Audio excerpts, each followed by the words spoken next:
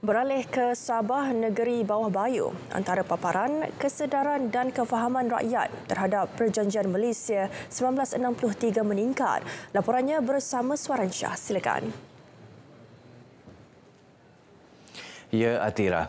Kesedaran dan kefahaman rakyat Sabah termasuk para pemimpin terhadap Perjanjian Malaysia 1963 MA63 semakin meningkat. Usaha menyebar luas maklumat berkaitan MA63 hingga ke akar umbi berjaya menarik perhatian pelbagai pihak.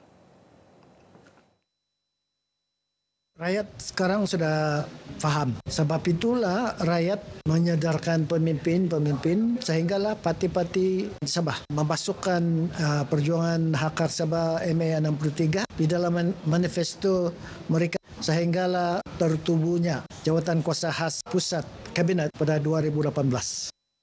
Beliau yang juga Presiden STAR ditemui media selepas Majlis Solidariti STAR Sabah N2 Bengkoka di Kampung Rukom, Pitas. Majlis turut merangkumi pelancaran cendera pilihan raya, perasmian pejabat STAR N2 Bengkoka dan Dewan Gapari Kampung Rukom. Datu Jeffrey yang juga Menteri Pertanian, Perikanan dan Industri Makanan turut menyampaikan bibit anak ayam dan baja makanan kepada petani dan penternak tempatan. Inisiatif perluas akses pendidikan kepada anak-anak di kawasan pedalaman. Sebuah sekolah akan dibina di Kampung Serudung Laut, Kalabakan. Projek khas Kementerian Pendidikan KPM dengan kerjasama Kementerian Pertahanan MINDEF melalui program Jiwa Murni. Menteri Pendidikan Fadlina Siddiq berkata, proses mewujudkan sekolah berkenaan sudah berjalan dan mendapat sokongan banyak pihak. InsyaAllah kita akan pastikan projek ini berjalan dengan lancar dan pembinaan sekolah di Serudung Laut itu menjadi kenyataan. Kita dalam proses sekarang ini, saya dah pergi tinjau tempoh hari dalam kunjungan saya yang sebelum ini dan saya dapati ada ruang akses yang sangat baik. Tempat pun maknanya memang ada ruang untuk anak-anak belajar. Jadi kita akan segerakan proses ini. Beliau ditemui pemberita selepas menghadiri majlis sambutan ulang tahun ke-69 Dewan Bahasa dan Pustaka DBP. Majlis dirasmikannya di Pertua Negeri Tun Musa Aman. Mengulas lanjut, Fadlina berkata, sementara menunggu sekolah berkenaan siap, pihaknya melaksanakan program khas melibatkan kelas bacaan kepada pelajar di kawasan berkenaan. Mengenai sekolah daif di Sabah, beliau memaklumkan terdapat 390 projek sekolah daif di negeri ini. 230 daripadanya telah siap. Manakala 67 projek dalam pembinaan, 93 projek lagi pada peringkat prawena. Kos keseluruhan kesemua projek berkenaan RM6.078 bilion. Sementara itu, ketika menghadiri majlis penutupan sambutan ulang tahun DBP ke-69, Fadlina berkesempatan mendeklamasikan puisi. Puisi bertajuk Surat daripada Masyarakat Burung kepada Datuk Bandar, hasil karya seniman terkenal tanah air Usman Awang. Persembahan istimewa ini turut disaksikan Menteri Sains, Teknologi dan Inovasi Datuk Dr. Muhammad Arifin Muhammad Arif. Turut membuat persembahan sastrawan dan pengkarya seni dari Indonesia, Brunei dan Singapura. Dalam majlis ini, 3 segmen persembahan ditampilkan iaitu deklamasi puisi obor tanah air, deklamasi puisi obor Nusantara dan deklamasi puisi obor Semangat Nan Abadi. Ibu bapa dan pelajar diminta menyemak surat tawaran kemasukan ke Institut Pengajian Tinggi IPT yang bagi mengelak terlepas tawaran disediakan termasuk derma siswa. Sebanyak 9,532 tawaran seluruh negara. Tapi yang baru mengesahkan hanya lebih kurang 3,000 saja. Yang bakinya itu yang kita mau jejaki. Kemana yang 6,000 ini? Kenapa mereka tidak mengesahkan? Kita takut mereka tidak faham. Tidak perasan pun dia ada dari mahasiswa. Beliau ditemui dalam program turun padang penyerahan surat tawaran kemasukan ke IPT di Kota Belud. 16 daripada 25 pelajar layak menerima derma siswa penuh dijejaki dalam program ini.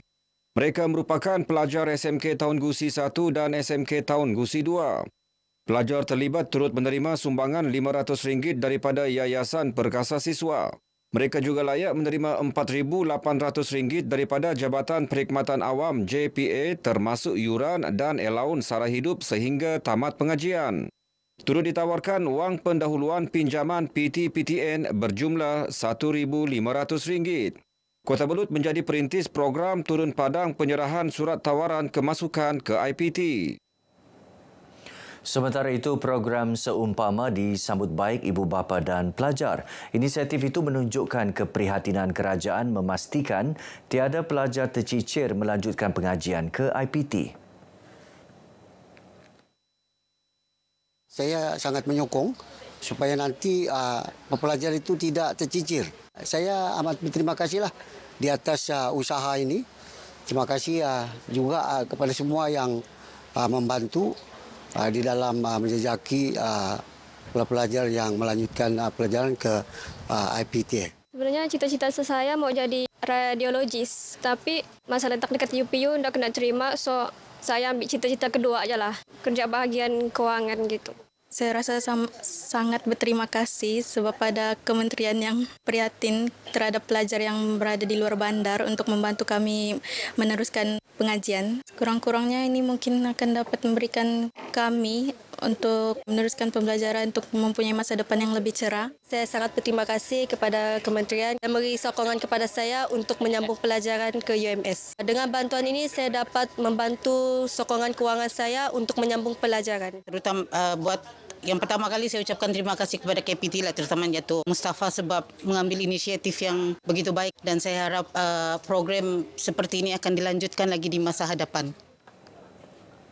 Lebih banyak peruntukan perlu disalurkan kepada kawasan rukun tetangga KRT agar dapat menjalankan pelbagai aktiviti. KRT memainkan peranan penting dalam mengukuhkan perpaduan bermula di peringkat akar umbi selain membantu pihak keselamatan menjaga keamanan dan keharmonian dalam komuniti.